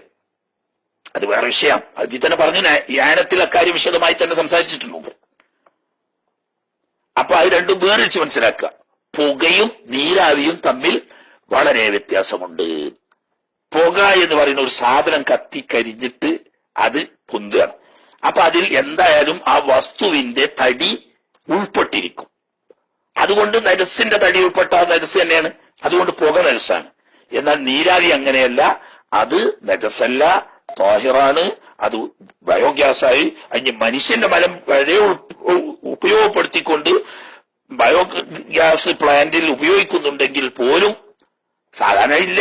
സാധാരണ ഉള്ളത് നാക്കാലികളുടേതാണ്. എന്നാൽ ആ നീരാവി ഉപയോഗിക്കുന്നത് കൊണ്ട് അത് ഗ്യാസായിട്ട് അടുപ്പിൽ ഉപയോഗിക്കുകയോ ലൈറ്റിന് ഉപയോഗിക്കുകയോ ഒക്കെ ചെയ്യാം. അതുകൊണ്ടൊന്നും കുഴപ്പമില്ല. ഇനി വേറെ വിഷയം പറയും. ഈച്ചയുടെ കാലിന്മേൽ പറ്റിപ്പിടിച്ച നജസിനെ തൊട്ടും അഫുണ്ട്. ഈച്ചയുടെ കാലുമ പറ്റിപ്പിടിച്ച നജസ് എന്ന് പറഞ്ഞാൽ ഈച്ചക്ക് എല്ലായിടത്തും ഫ്രീ പാസ് ആണല്ലോ. മൂപ്പര സ്വഭാവം തന്നെ എന്താന്ന് വെച്ചാല്, ഒരാള് മൂത്രമൊഴിക്കാൻ വന്നാൽ ആദ്യം പോയിട്ട് ആ മൂത്രത്തിലൊന്നിരിക്കും. ഉടനെ എന്നിട്ട് ഇയാളുടെ കുപ്പായത്തിലൊന്നിരിക്കും, അവിടെ ഒരു സബൂറ് വരൂല, അപ്പൊ തന്നെ തുണിയിലും ഇരിക്കും. എന്നിട്ട് നല്ലൊരു റായത്ത് തോന്നാൻ ഞാൻ നെറ്റിമലും വന്നിരിക്കും. എന്നാലോ ഉടനെ പോയിട്ട് മലത്ത് പോയി കുത്തിരിക്കും. അവിടുന്ന് ഇങ്ങോട്ട് വന്നിട്ട് പിന്നെ മോർസായിലേക്കാണ് പിന്നെ കയറിയിരിക്കുക. അത് ഈച്ചന്റെ ഒരു സ്ഥിര പരിപാടിയാ, മനസ്സിലായില്ലേ? ആ പേര് തന്നെ എങ്ങനെയാണ്? റബ്ബ ആബാന. ദുബാബ് എന്ന് പറഞ്ഞത് റബ്ബ ആബയുടെ സംയുക്ത രൂപമാണ് ദുബാബ് എന്ന് പറഞ്ഞാൽ ആട്ടി അങ്ങോട്ട് തന്നെ വരും, പൂലത്. അങ്ങനെ സ്വഭാവം. അങ്ങനെ ഈച്ച മൂത്രത്തിലോ മലത്തിലോ രക്തത്തിലോ തുടങ്ങിയ നജസ്സുകളിൽ പോയി ഇരുന്നിട്ടുണ്ടാവും. അങ്ങനെ മനുഷ്യ ശരീരത്തിൽ ഈ ഈച്ച വന്നിരുന്നു അല്ലെങ്കിൽ വസ്ത്രത്തിലിരുന്നു എന്നാൽ അത് അഫുവാണ്, അതിന്റെ കാര്യം നജസ്സുണ്ട് എന്നുള്ള ഉറപ്പാ, അത് അഫുവാണ്. അല്ലെങ്കിൽ ദ്വീപിക്കായില്ല, കാരണം ഈച്ചയുടെ സ്വഭാവം അങ്ങനെയാ. സംഗതി വയ്യം പോയ ചുരുക്കം ചില ഘട്ടങ്ങളിൽ ഇതിന്റെ കാലിലുള്ള നജസ് കാണപ്പെടും. ഉദാഹരണം, ഒരു ഈച്ച രക്തത്തിൽ പോയിരുന്നു, പെട്ടെന്ന് പറന്നു വന്നിട്ട് ഒരു വെള്ള വസ്ത്രത്തിലും വന്നിരുന്നു. അപ്പൊ ചിലപ്പം വേണമെങ്കിൽ ഇതിന്റെ കാലുകൾ പറ്റിയ സ്ഥലത്ത് ഈ രക്തത്തിന്റെ ചെറിയ അടയാളം കണ്ടെന്ന് വരും. അതല്ലെങ്കിൽ മൂത്രത്തിൽ പോയിരുന്നു, പെട്ടെന്ന് ദേഹത്ത് വന്ന് ഇരുന്നപ്പോ ഇതിന്റെ കാല് പറ്റിയ സ്ഥലത്ത് നല്ലോണം സൂക്ഷിച്ചു നോക്കിയപ്പോ എന്തുണ്ട്? കുറഞ്ഞ നനവ് കാണുന്നുണ്ട്. ഇങ്ങനെ കാണുന്നുണ്ടെങ്കിലും അഫ്വാണ്, കാണുന്നില്ലെങ്കിൽ ഏതായാലും അഫ്വാണ്. ആ മുബാരക്കാണ് വൈൻ റൊയ്യാറിന കാലുമിൽ എന്തായാലും നസ് ഉണ്ടാവുന്ന ഉറപ്പ്. ആ ഉറപ്പുള്ള കാലിന് കൊണ്ട് ദേഹത്തിലോ വസ്ത്രത്തിലോ ഈച്ച വന്ന് ഇരുന്നിട്ട് അടയാളമൊന്നും കാണുന്നില്ലെങ്കിലും അഫ്വാണ്, അടയാളം കാണുന്നുണ്ടെങ്കിലും അഫ്വ് തന്നെയാണ് എന്ന് മനസ്സിലായില്ല. വമാ അലാ മംഫദി വൈരി ആദമിയിൻ, മനുഷ്യനല്ലാത്ത മറ്റ് ജീവികളുടെ മുൻദ്വാരത്തിന്മേലോ പിൻദ്വാരത്തിന്മേലോ ഉണ്ടാവുന്ന നജസിനെ തൊട്ടും അഫ്വ് ചെയ്യപ്പെടും. എന്തിനു തൊട്ട്? മിമ്മാ ഖറജ മിൻഹു, അതിൽ നിന്ന് പുറപ്പെടുന്ന മലോ മൂത്രോ ഒക്കെ ഉണ്ടാവുമല്ലോ, അവയൊന്നും മറക്കിരുന്ന മനയിരിക്കലില്ലല്ലോ. എന്തേ കീശീലിന്റെ അടുത്ത പൂച്ചയൊക്കെ കാഷ്ടിച്ചാല് പോയിട്ട് മറക്കിരുന്ന് വരലും മൂത്രമൊഴിച്ചാൽ മനരിച്ചിട്ട് വരലും ഒന്നും ഇല്ലല്ലോ. അങ്ങനെ ഒരു പൂച്ച എന്താക്കി, ഇവൻ നിൽക്കിരിക്കുന്ന സമയത്ത് വെറ്റാതെ ഇറങ്ങിയ പൂച്ച അത്തയ്യാത്തിരിക്കുന്ന സമയത്ത് മടി കയറി കുത്തിരുന്നു. അപ്പൊ ഈ പൂച്ചന്റെ ദ്വാരത്തിൽ നസുണ്ടല്ലോ, അതൊക്കെ അഫുവാണ്, മനസ്സിലായില്ലേ? അണ്ണാനെ മരിക്കി നോക്കിയോ കീശീലിയെ? അണ്ണാനെ മരിക്കണ ഒരു പരിപാടി ഉണ്ട്. ചെറിയ അണ്ണാൻകുട്ടിനെ പൊടിച്ചിട്ടുക, എന്നിട്ട് ഈ അണ്ണാൻകുട്ടിനെ വെള്ളത്തിലിട്ട് അതിങ്ങോട്ട് പേടിച്ച് വിറച്ച് അതിങ്ങനെ വെപ്രാളപ്പെട്ട് മരണവെപ്രാളത്തിൽ ഇങ്ങനെ തട്ടിപ്പണിയുമ്പോ വേഗം കൈയാട്ടി കൊടുക്കുക. അപ്പൊ കൈക്ക് ഓടിയെടുത്ത് കയറും. അങ്ങനെ കുറച്ചേരം അതിന്റെ പേടി മാറോളും ഇങ്ങനെ പിടിച്ചിട്ട് രണ്ടാമത് പിന്നെ ആ വെള്ളത്തിക്കിനിടുക. അങ്ങനെ ഇത് തട്ടിപ്പടഞ്ഞ് വേജാറാവുമ്പോ രണ്ടാമത് കൈയാട്ടി കൊടുക്കുക. അപ്പൊ കൈക്കന്നെ കയറും. അങ്ങനെ ഒരു 4-5 വട്ടം ഈ അണ്ണാൻകുട്ടീനെ വെള്ളത്തിൽ ഇട്ടിട്ട് അതിനെ കുടുങ്ങുന്ന സമയത്ത് കൈ കാട്ടിക്കൊടുത്താൽ ഈ സാധുവിന് തോന്നുക ഇയാൾ തന്നെ എന്റെ രക്ഷകൻ. പിന്നെ ഈ മനുഷ്യനോട് അതിങ്ങോട്ട് ഇണങ്ങിയിട്ട് എവിടെ പോകുമ്പോഴും തലയിലും പുറത്തും കുപ്പായ കൈയിന്റെ ഉള്ളിലും ഇങ്ങനെ ഓടി നടക്കും. അങ്ങനെ ഇണങ്ങിയ ഒരു അണ്ണാൻകുട്ടീന്റെ കുട്ടിക്കോ അണ്ണാനും ഉണ്ട്, കാഷ്ടിക്കൊരു മൂത്രിക്കൂറൊക്കെ. അങ്ങനെ അണ്ണാൻകുട്ടി അവിടെ ഇവിടെ ഉണ്ടേനി നിൽക്കാൻ നിന്നപ്പോഴാണ് ഇത് ഓടി വന്നിട്ട് എന്താക്കി ഇവന്റെ പുറത്തു കയറി, അല്ലെങ്കിൽ ഇവന്റെ തലയിൽ കയറിയിട്ട് ഇങ്ങനെ കുത്തരുന്നു. അപ്പൊ മസാല എന്താ, മൂത്രം വെച്ചിട്ട് മനരിച്ചിട്ടില്ലല്ലോ പഠിച്ചോനെ, നേരത്തെ കാഷ്ടിച്ചില്ലല്ലോ, എന്നിട്ട് അത് കഴുകിയിട്ടില്ലല്ലോ, അള്ളാ നിന്റെ തലയിലാണല്ലോ ഇപ്പൊ അണ്ണാൻകുട്ടി തന്നെ ബേജാറാണ്ട അഫു ചെയ്യപ്പെടും. അങ്ങനെ ഇഞ്ചയില് പൊടിച്ചുകൊണ്ടേ വെക്കാനായിട്ട് പാടില്ല കേട്ടോ. അത് ഇച്ചിരി ആദ്യം തന്നെ ഞാൻ പറഞ്ഞുതരാം, ഇനി പിന്നെ മസാല വെച്ചാൽ നിൽക്കണ്ട. ഈ പൂച്ചനെയോ അതല്ലെങ്കിൽ ഈ അണ്ണാൻകുട്ടിനെയോ നിൽക്കരിക്കുന്ന സമയത്ത് എടുത്ത് തോളിൽ വെക്കാനും കയ്യിൽ പിടിക്കാനും പോകണ്ട. അപ്പൊ ഉത്തരവാദിത്തം എനക്ക് വരും. അതല്ല, അവ സ്വന്തം വന്ന് കയറിയിരുന്നു, അല്ലെങ്കിൽ ഓടി കയറി പുറത്ത് കയറി അല്ലെങ്കിൽ തലയിൽ കയറിയൊക്കെ കുത്തിയിരുന്നു. അങ്ങനെ വരുമ്പം ഇതിന്റെ ദ്വാരത്തിൽ നജസ് ഉണ്ടാവുമല്ലോ, ആ നജസിന്റെ തൊട്ട് അഫ്വ് ചെയ്യപ്പെടും. അതുകൊണ്ട് തന്നെ നമസ്കാരം ബാത്തിലാവൂല. പിന്നെ വദറഖി ത്വയ്രിൻ, പക്ഷിയുടെ കാഷ്ടത്തെ തൊട്ടും അഫ്വ് ചെയ്യപ്പെടൂന്ന്. പക്ഷെ എനിക്ക് ഒരുപാട് ഷർത്തുണ്ട് കേട്ടോ. പക്ഷിയുടെ കാഷ്ടത്തെ തൊട്ട് അഫ്വ് ചെയ്യപ്പെടണമെങ്കിൽ എന്തായിരിക്കണം? പക്ഷിയുടെ കാഷ്ടം ഉണങ്ങിയതായിരിക്കണം. ഇത് പറ്റിയ സ്ഥലം അതും ഉണങ്ങിയതായിരിക്കണം. മനഃപൂർവ്വം അതിന്മേൽ ചവിട്ടിയതാവരുത്. അതുപോലെ തന്നെ അത് സൂക്ഷിക്കാൻ പ്രയാസമുള്ള നിലക്ക് വ്യാപകമായിരിക്കണം. ഈ നിബന്ധനയൊക്കെ ഒത്താൽ പക്ഷിക്കാഷ്ടത്തെ തൊട്ട് അഫ്വ് ചെയ്യപ്പെടും. അല്ലാതെ നല്ല നടന്നു കാക്കച്ചി ഉപ്പിടുക, അങ്ങനെ ഒരു പരിപാടി ഉണ്ടല്ലോ, കാക്കച്ചി ഉപ്പിട്ടു, അങ്ങനെ തലയിൽ കൂടെ കാഷ്ടിച്ചു. അത് ഫത്തുവിൻമീന് പറഞ്ഞാണ് പക്ഷിന്റെ കാഷ്ടത്തെ തൊട്ട് അഫ്വ് ചെയ്യപ്പെടും. കാക്ക പക്ഷിയാണല്ലോ, അപ്പൊ കാക്ക പക്ഷി കാഷ്ടിച്ച കാഷ്ടം അഫ്വാണ്, അതുകൊണ്ട് നിൽക്കിരിക്കണം, എനിക്ക് കുഴപ്പമില്ലാന്ന് പറഞ്ഞിട്ട് ആ കാക്ക കാഷ്ടം തലയിൽ വെച്ചുകാണ്ട് പോയി നിൽക്കിരിക്കാൻ പോകണ്ട. അതല്ല പറഞ്ഞ് ഉണങ്ങിയൊരു പ്രാവോ മറ്റോ ഒക്കെ ധാരാളം വ്യാപകമായി ഉണ്ടാകുന്ന സ്ഥലത്ത്, ഇപ്പൊ ഉദാഹരണം ഹറമിലൊക്കെ മുമ്പ് ഹറമിലൊക്കെ അങ്ങനെ വ്യാപകമായി ഈ പ്രാവ് ഉണ്ടാവുമ്പോ അതിന്റെ കാസ്റ്റ് ഉണ്ടാവും. ഇപ്പൊ എന്താന്ന് വെച്ചാൽ മണിക്കൂറിന് ഇത് ക്ലീൻ ചെയ്യാം. അതുകൊണ്ട് ഇന്നതൊരു വിപത്തിലാവില്ല. ഇത് വ്യാപകമായി ഉണ്ടായി. അങ്ങനെ ഇതുകൊണ്ടുള്ള ബുദ്ധിമുട്ട് ആമായി. അങ്ങനെ വന്ന് ഈ പക്ഷി കാഷ്ടം ഉണങ്ങിയതാണ്, ഇവന്റെ ശരീരം അല്ലെങ്കിൽ വസ്ത്രം അതും ഉണങ്ങിയതാണ്, മനഃപൂർവ്വം ഒരു ചവിട്ടിയിട്ടില്ലെങ്കിൽ അത് അഫ്വ് ചെയ്യപ്പെടുമെന്ന്. അതുപോലെ തന്നെ മാലാഫമിഹി, ഈ പക്ഷികൾ പോലെയുള്ളവരുടെ വായിൽ തൊട്ടുന്ന അഫ്വ് ചെയ്യപ്പെടും എന്ന് പറഞ്ഞാൽ നേരത്തെ പറഞ്ഞേക്കന്നെ അത് നരസിനെ വല്ല കൊത്തുകയോ വരിക്കുകയോ ഒക്കെ ചെയ്തിട്ടുണ്ടാവും. അത് കഴുകി ശുദ്ധിയാക്കിയിട്ടില്ലെങ്കിലും അത് വ്യാപകമായ ഒരു വിഷമം ഉണ്ടെങ്കിൽ അതിന്റെ വായിൽ അത് വെള്ളത്തിലോ മറ്റോ തലയിട്ടാൽ അതും അഫ്വായിട്ട് പരിഗണിക്കപ്പെടും. ഇനി അതുപോലെ അഫ്വ് ചെയ്യപ്പെടുന്ന മറ്റൊന്ന് വെള്ളത്തിൽ നിന്ന് വളർന്നു വരുന്ന ജീവികളുടെ കാഷ്ടം, ആ കാഷ്ടത്തെ തൊട്ട് വെള്ളത്തിലാവും അഫ്വ് ചെയ്യപ്പെടും. മൊത്തം അഫ്വ് അല്ലട്ട. ഇതൊക്കെ വേർതിരിച്ച് മനസ്സിലാകണമെങ്കിൽ പണ്ട് നമ്മൾ ഓതിയ ഖുലാസ നോക്കണം. അതിൽ വെള്ളത്തിൽ മാത്രം അഫ്വ് ഉള്ളതുണ്ട്, ദേഹത്തിൽ മാത്രം അഫ്വ് ഉള്ളതുണ്ട്, ഭക്ഷണത്തിൽ മാത്രം അഫ്വ് ഉള്ളതുണ്ട്. വേർതിരിച്ച് പറയണം. അതൊന്നും ഇപ്പൊ ഇവിടെ വേർതിരിക്കാതെ മൊത്തം പറയാം. വെള്ളത്തിൽ നിന്നുണ്ടാകുമെന്ന് പറഞ്ഞാല് നമ്മളവിടെയൊക്കെ ഉണ്ടല്ലോ, നമ്മളവിടെയൊക്കെ പണ്ട് ഹൗദ് ഇംഗ്ലീഷ് മീൻ എന്ന് പറഞ്ഞിട്ടൊരു മീനുണ്ട്, തിലാപ്പിയ കറിയുടെ മീന്.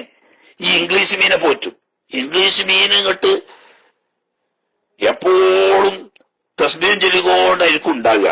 എന്നാ ആ തസ്ബീഹ് ചൊല്ലുമ്പോലെ തന്നെ നമ്മള് മിച്ചർ പോലെ ഇങ്ങനെ നൂലാമാല ഇഷ്ടം പോലെ കാഷ്ടിച്ചിട്ടുണ്ടാവും. അപ്പൊ ഹൗദൊക്കെ നോക്കിയാൽ ഇറ്റങ്ങളുടെ കാഷ്ടം ഇങ്ങനെ നിറച്ച് കാണാതിരിങ്ങനെ മിച്ചർ പോലെ. അപ്പോ വെള്ളം 2 കൊല്ലത്തില്ലാതിരുന്നാൽ നെൽസാവോന്ന് ഇല്ല. കാരണം അത് അഫ്വാണ്. കാരണം എന്താ, വെള്ളത്തിൽ നിന്ന് വളർന്നു വന്ന വെള്ളത്തിൽ ജീവിക്കുന്ന ജീവിയാണ്. അതില്ലാണ്ട് ചിലപ്പോ വേറെ ചില ശല്യങ്ങൾ ഉണ്ടാവും, കൊതുക് ശല്യം മറ്റു പോലത്തെ ഉണ്ടാവും. ഹൗദിലൊക്കെ മീൻ ഇപ്പൊ ഒഴിവാക്കിയതാണ് പള്ളികളിൽ കൊതുക് ശല്യം വർദ്ധിക്കാനുള്ള കാരണങ്ങളിൽപ്പെട്ട ഒരു കാരണം. വെള്ളത്തിന്റെ വൃത്തി നോക്കിയിട്ട് നമ്മൾ അതിൽ മത്സ്യത്തെ വളർത്തുന്നില്ല.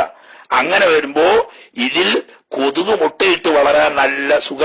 അതേ സമയത്ത് ഈ ഹൗദിൽ മത്സ്യം വളർത്തിയാൽ കൊതുക് മുട്ട മുഴുവൻ അവ തിന്നു കഴിയും. അപ്പൊ ഒറ്റ കൊതുകും വെള്ളത്തിൽ നിന്ന് വിരിഞ്ഞു പുറത്തു ചാടൂല.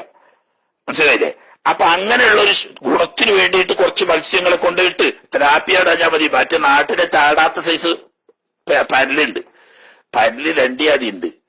ഒന്ന് ഗ്രൂപ്പ് മാറുന്ന ചാട്ടക്കാരുണ്ട്. ഓലെ കൊണ്ടുപോയിട്ട് ഹൗദിൽ കൊണ്ടുപോയിട്ട് നമ്മളോട് പോകുന്ന നേരം വെളുത്തി എന്ന് നോക്കുമ്പോ ഒക്കെ ഹൗദുംകാരെ ചാടി ചത്ത് കിടക്കുന്നതാണ്. അതേ സമയത്ത് ഉറച്ചു നിൽക്കുന്ന ഗ്രൂപ്പ് മാറാത്തൊരു കൂട്ടരുണ്ട്.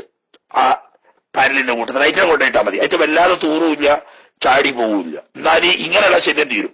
ഏതായാലും ആട്ടെ, അങ്ങനെയുള്ള ജീവികൾ, വെള്ളത്തിൽ നിന്ന് ജനിച്ച് വളർന്ന് വെള്ളത്തിൽ ജീവിക്കുന്ന ജീവികളുടെ കാഷ്ടം, ആ കാഷ്ടത്തെ തൊട്ട് അഫ്വാണ് വെള്ളത്തിൽ.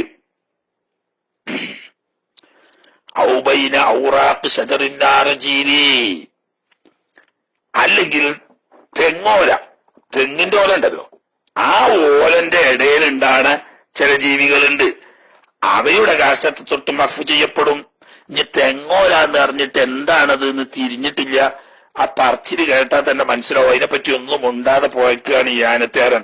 കാരണം ഓല അവിടെ അന്നൊന്നും തെങ്ങിൽ എപ്പൊക്കെ സാഹചര്യ പേരും മറ്റുമൊക്കെ ഇഷ്ടം പോലെ തെങ്ങായി. മുമ്പ് അത് അറിയില്ല. അപ്പൊ തെങ്ങോല ഞാൻ ഒന്ന് പരിചയപ്പെടുത്താൻ. അല്ലത്തി എങ്ങനെയുള്ള ഓലയാണ്? തുസ്തറു ബിഹൽ ബുയൂത്തു അനിൽ മത്വരി. കണ്ടോ, മഴ ഇതാര് വെള്ളം ചോരാതിരിക്കാൻ വേണ്ടി പെരമേയാൻ വേണ്ടിയിട്ട് ഉപയോഗിക്കുന്നതാണ് ഓലാന്ന്. ഇപ്പൊ ഇനി ഓലപ്പേരൊക്കെ പോയി ഉണ്ടിട്ടോ. ഇവിടെ വലിയ 5 സ്റ്റാർ റിസോർട്ടുകളിലൊക്കെ ഔട്ട് ഹൗസ് എന്ന പേരിൽ ഈ ഓല കൊണ്ട് കെട്ടി മറച്ചുണ്ടാക്കിയതുണ്ട്. ആ ഔട്ട് ഹൗസിൽ മണിക്കൂറിന് എത്ര വാടക ഞങ്ങൾ കരുതിയത്. അതേ സമയത്ത് നമ്മളെ നാട്ടിൽ അങ്ങനെ ഒരു ഓല കൊണ്ട് കെട്ടിണ്ടാക്കിയാൽ അല്ലോ മിസ്കീന്റെ അങ്ങേയറ്റത്തെ മിസ്കീനാ. അതേ സമയത്ത് ഈ ഔട്ട് ഹൗസ് പറഞ്ഞിട്ട് ഓല കൊണ്ട് കെട്ടിണ്ടാക്കിയതിൽ ഒരു ദിവസത്തിന് 20,000 25,000 റുപ്യൊക്കെയാണ് വാടക കൊടുക്കുക. അതാണ് പോയത്. അപ്പൊ ഈ മഴ പെയ്യുമ്പോ ചോരാതിരിക്കാൻ വേണ്ടി പെരമേയാൻ ഉപയോഗിക്കുന്ന തെങ്ങോലക്കിടയിൽ ഉണ്ടാവുന്ന ഒരു തരം ജീവിണ്ട്. അത് കാശിച്ച് അതിങ്ങനെ എപ്പോഴും വീട് മേഞ്ഞതല്ലേ, അതിനിങ്ങനെ നിരന്തരമായിട്ട് ശല്യമായിട്ട് വരികയാണെങ്കിൽ അതിനെ തൊട്ട് മഫുണ്ട്. അങ്ങനെയുള്ള ഒരു തരം പുഴു കഴിക്കും. ആ പുഴുവിന്റെ കഷ്ടത്തിൽ തൊട്ട് എപ്പോഴാണ് അതൊക്കെ അഫു? ഹൈസു യസുറു സോനുൽ മായി അൻഹു, അതിനെ തൊട്ട് വെള്ളത്തെ കാക്കാൻ പ്രയാസമാവുന്ന സാഹചര്യത്തിൽ. ഹൗദും വര ഓല കൊണ്ട് കെട്ടിയതേനി നോട്ടിക്കോ, തെങ്ങോല കൊണ്ട് മേഞ്ഞതേനി. അമ്മലാണെങ്കിൽ ആ ഓലം വരാണെങ്കിൽ ഒരു തരം പുഴു, ആ പുഴുവാണെങ്കിൽ അയിമ തന്നെ ഉണ്ടാകുന്നതുമാണ്. അതിങ്ങനെ ഈ ഹൗദിലേക്ക് എപ്പോഴും കാശിച്ചു കൊടുക്കാൻ. എന്നാ പിന്നെ അത് ഇടങ്ങാറാണെങ്കിൽ അഫു ചെയ്യപ്പെടൂന്ന്. മാത്രമല്ല കാലജം ഒരു സംഘം ഇമാമിയങ്ങൾ പറയുന്നു വകഥ ഇതുപോലെ തന്നെ ഇപ്പൊ ഈ ഓലം വരൊക്കെ ഉണ്ടാണ്, അതുപോലെ വെള്ളത്തിലുണ്ടാകുന്ന ജീവിയൊക്കെ പറഞ്ഞതുപോലെയാണ് മാ ഒരു നജസിനെ തൊട്ടും അഫു ചെയ്യപ്പെടും. എങ്ങനത്തെ നജസാണ്? തുൽക്കിയിൽ ഫീറാനു, എലികളിടുന്ന, എന്താ ഇടുന്നത്? കൈക്കറിൽ കൊണ്ടുവന്നിടല. മിനർ റൗസി, അവയുടെ കാഷ്ടം. എലി കാഷ്ടിക്കുക. എവിടെ? ഫീ ഹിയാദിൽ അഹ്രിയത്തി, കക്കൂസിലെ ഹൗദുകളിൽ. അന്നൊക്കെ അങ്ങനെയാണ്. ഇപ്പത്തേക്ക് വേറൊരു ടാങ്കി, നല്ല ഭദ്രമായ ടാങ്കി വെച്ച് അതിൽ നിന്നിട്ടൊരു പൈപ്പ് കൊടുത്ത് ആവശ്യത്തിന് ബക്കറ്റിലേക്ക് പൈപ്പ് തുറന്ന് വെള്ളമെടുത്ത് ആവശ്യം കഴിഞ്ഞ് അടച്ചു വെക്കുന്ന സംവിധാനമല്ല. മറിച്ച് ഒരു ചെറിയ ഹൗദ് കെട്ടിയിട്ട് അതിൽ വെള്ളം കോരി ഒഴിച്ച് നടക്കലാ മുമ്പത്തെ പരിപാടി. എന്നിട്ട് ആവശ്യത്തിന് അതിൽ നിന്ന് കോരിയെടുത്ത് ഉപയോഗിക്കലാണ്. അപ്പൊ ഈ ഹൗദ് പൊതുവെ എരിശല്യം എല്ലായിടത്തും ഉണ്ടാവും. കക്കൂസ് പോലത്തെ സ്ഥലങ്ങളിൽ വല്ലാതെ എരിശല്യം ഉണ്ടാവും. അപ്പൊ ഈ എരിശല്യം കൊണ്ട് എപ്പം നോക്കിയാലും ഈ ഹൗദില് എലിക്കാഷ്ടം ഉണ്ടാവും. എന്നാൽ അതിനെ തൊട്ട് അഫു ഉണ്ടാവും. എപ്പോ? ഇതാ അമ്മല്ലിബത്തിരാവുബിഹി, ഈ എലിക്കാഷ്ടം കൊണ്ടുള്ള ബുദ്ധിമുട്ട് വ്യാപകമാണ്. എന്നറിയാം, എത്ര നോക്കിയാലും വൃത്തിയാക്കി ഇന്ന് നമ്മളൊക്കെ വൃത്തിയാക്കി ഹൗദില് പുതിയ വെള്ളം നിറച്ചാൽ നാളെ ഒന്ന് നോക്കുമ്പോ പിന്നെയും കാണാം. ഇനി അത് പിന്നെ ഒക്കെ ഒഴിവാക്കി വൃത്തിയാക്കി വെക്കാം. പിന്നെ എപ്പോ നോക്കിയാലും അങ്ങനെ തന്നെ. അങ്ങനെ ആമായ ബലാ ഉണ്ടാകുകയാണെങ്കിൽ കക്കൂസിലെ ഹൗദിൽ നിന്നും ഹൗദിലേക്ക് എലി കാഷ്ടിച്ചിട്ടുണ്ടെങ്കിൽ അത് അഫു ചെയ്യപ്പെടും. ആ വെള്ളം ഉപയോഗിക്കാം എന്ന് മാത്രമല്ല ഫിസാരി, നേരത്തെ ബഹുമാനപ്പെട്ട ഇമാം ഫിസാരി തങ്ങൾ പറഞ്ഞ ഒരു മസലുണ്ട്. ആ ബാസ് ഈ പറഞ്ഞ അഭിപ്രായത്തെ ബലപ്പെടുത്തും. ഇബ്തിലാൽ ആമാവുന്ന സമയത്ത് അഫു ചെയ്യപ്പെടും എന്ന് ചുരുക്കം. ഷർത്തുദാരിക്ക കുലിയാണോ? ഈ പറഞ്ഞോടത്ത് ഇബ്തിലാമാവുന്നതിന് പുറമെ അഫു ചെയ്യപ്പെടാനുള്ള ഷർത്ത് ഇദാ കാന ഫിൽ മായി, വെള്ളത്തിലേ ഈ അഫു ബാധകമുള്ളൂ. അതായത് ദേഹത്തിലോ വസ്ത്രത്തിലോ ആണെങ്കിൽ ഇതൊന്നും അഫു ചെയ്യപ്പെടൂല. അതോ അതൊക്കെ വേർതിരിച്ച് തർത്തീബാക്കി പറഞ്ഞത് ഖുലാസല. അത് സംശയം തീരാൻ ആഗ്രഹമുള്ളവർക്ക് അവിടെ നോക്കലാണ് ഖൈർ. അതായത് വെള്ളത്തിൽ മാത്രം അഫു ചെയ്യപ്പെടുന്നത്, വസ്ത്രത്തിലും ദേഹത്തിലും മാത്രം അഫു ചെയ്യപ്പെടുന്നത്, ഭക്ഷ്യപദാർത്ഥങ്ങളിൽ അഫു ചെയ്യപ്പെടുന്നത്, എല്ലായിടത്തും അഫു ചെയ്യപ്പെടുന്നത് എന്നിങ്ങനെ വേർതിരിച്ചിട്ട് അഫു ചെയ്യപ്പെടുന്ന നജസ്സുകളുടെ പട്ടികയാക്കി പറഞ്ഞിട്ടുണ്ട് നമ്മൾ ഖുലാസയിൽ. അവിടെ നോക്കുക. ഇവിടെ ഇങ്ങനെ മൊത്തം പറയാണ്. ഈ പറഞ്ഞത് തന്നെയാണ് അവിടെയും പറയുന്നത്. പക്ഷെ അവിടെ എന്താക്കിയിട്ടുണ്ട്? അതൊന്ന് ക്രമപ്പെടുത്തി പട്ടികയാക്കി പരിഷ്കരിച്ചിട്ടുണ്ട്. അൽഹംദുലില്ലാഹ്. അല്ലാഹു തആല ആ ഉസ്താദിന്റെ ആ സേവനത്തിന് അർഹമായ പ്രതിഫലം നൽകട്ടെ. ഇമാമിയങ്ങൾ അന്ന് ഇതൊക്കെ തന്നെ കിതാബ് ഓതുന്ന മുത്തഅല്ലിമീങ്ങൾക്ക് പറഞ്ഞു കൊടുക്കുകയാണല്ലോ. അവര് നല്ല അതിന്റെ ശറഹും ഹാഷികളും ഒക്കെ നോക്കി തഹ്ഖീഖാക്കി വേണ്ടതുപോലെ മനസ്സിലാക്കിക്കൊള്ളും എന്നതുകൊണ്ടാണ് മൊത്തത്തിൽ പറഞ്ഞു പോകുന്നത്. ഇന്നത്തെ കാലത്ത് മുത്തഅല്ലിമീങ്ങളാണെങ്കിൽ പോലും അങ്ങനെ ഹാഷിയും ശറഹും ഒക്കെ നോക്കി വിശദമായി മനസ്സിലാക്കി തഹ്ഖീഖാക്കുന്നവർ കുറവായതുകൊണ്ട് ഇന്നത്തെ സാഹചര്യത്തിൽ മുതഅല്ലിമീങ്ങൾക്ക് ഉൾപ്പെടെ വേർതിരിച്ച് മനസ്സിലാവണമെങ്കിൽ അത് വേർതിരിച്ച് പട്ടികയാക്കി തന്നെ പറയണം എന്നതുകൊണ്ടാണ് ബഹുമാനപ്പെട്ട ബാബുസ്താദ് ഖുലാസയിൽ അത് വേർതിരിച്ച് പറഞ്ഞത്. അത് അവിടെ ഒന്ന് നോക്കുന്നത് നല്ലതായിരിക്കും എന്ന് സുഹൃത്തുക്കളെ ഓർമ്മപ്പെടുത്തുന്നു.